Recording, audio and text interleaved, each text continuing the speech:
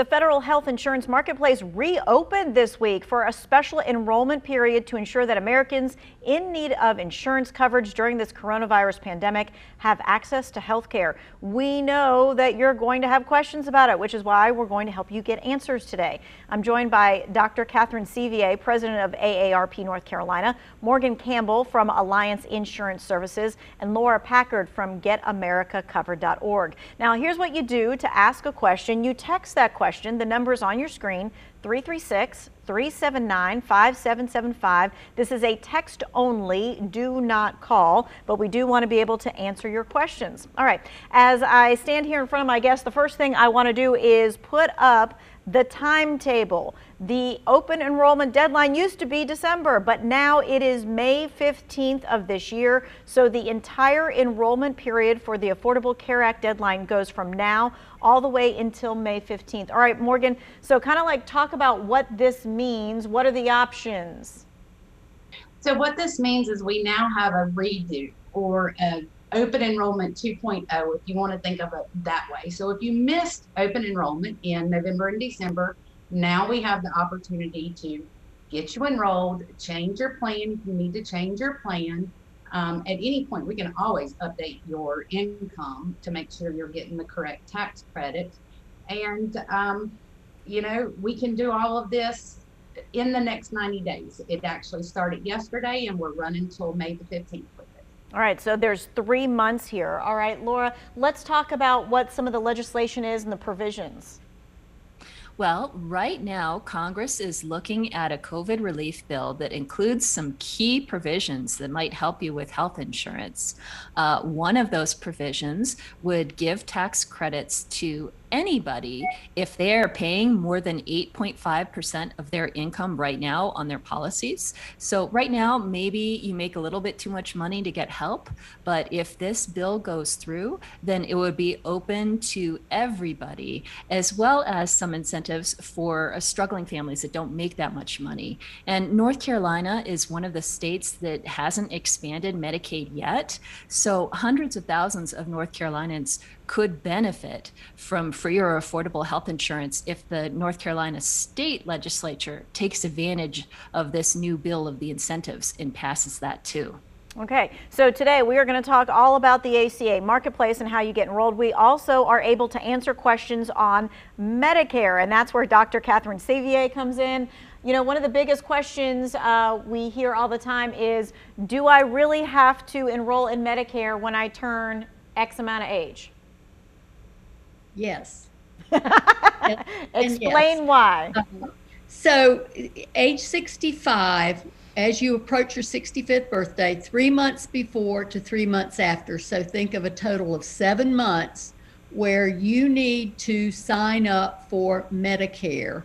And even if you're still employed and have other insurance, you need to decide and look at all of the pieces you need to sign up for. Part B in particular, you either have to waive it or sign up for it. If you don't get it from the beginning, you will pay a penalty for the rest of your life, and the penalty grows from year to year. Okay, and so that is a key point with Medicare. Yes, if you're still working at 65, yes, you enroll, and especially in Part B, otherwise you will be paying a penalty. All right, we have several questions, Medicare related and ACA related. This first one is an ACA question. It says, are they going to raise the subsidy anytime soon? And Laura, that's what you were talking about, yes? Yes. And so pay attention, because this bill has not become law, but it or a version of it may get signed into law in the next few weeks, and it will take effect for this year. So in the middle of open enrollment, it could change how much tax credits you're eligible for. All right, now Morgan, when we're talking about enrolling in healthcare, I know it's really complicated because there's all kinds of different plans that are out there. So if someone were to call an independent insurance agent like yourself, what kinds of questions should they be asking you?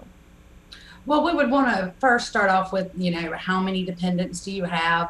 What are your health conditions? And then we want to know your doctor, because we need to look at all of those things and make sure we're selecting the right plan that's going to best fit your needs. It's not a one size fit all option. So you can actually say, hey, this is the doctor I normally go to, and you can type that in and see which healthcare plans utilize that doctor's office. Absolutely. We always search your primary care physicians, and we always typically like to go back to 3 years of dermatologist or specialist that you like. We don't want you to give up your doctors or the hospital that you prefer to go to. Okay, and I don't have that much experience on the actual government website. So Laura, can you do that on the website as well? Can you search your doctor when you're looking at plans? It's a multi-step process. If you go to the website, which is healthcare.gov, you can look through various policies, and then usually the insurance company will have a page or a form on their website that you can look through. But that's why professionals like Morgan are so helpful, because they can save you a lot of work. I think some people think that if they call an independent insurance agent that it's going to cost them more. That's not the case. That is not the case. It does not cost you a dime more to work through an independent agent than it does to go direct. Catherine, this person is asking, can I be enrolled in health insurance coverage through my work and Medicare at the same time? You can, but one of the things you need to decide and explore with your HR department where you work is whether you would be better taking Medicare as your primary insurer and using your employment insurance as a secondary. And if you work in a small company of fewer than 20 people, there are some restrictions on what your insurance will pay. So you need to ask your HR department and the Medicare advisor that you can talk with on their 1-800 number to get the correct information for you. Okay, we are continuing to talk about your Medicare questions as well as your questions with the new open enrollment for the ACA marketplace. You can text your questions even during the break. We'll be back in just a few moments.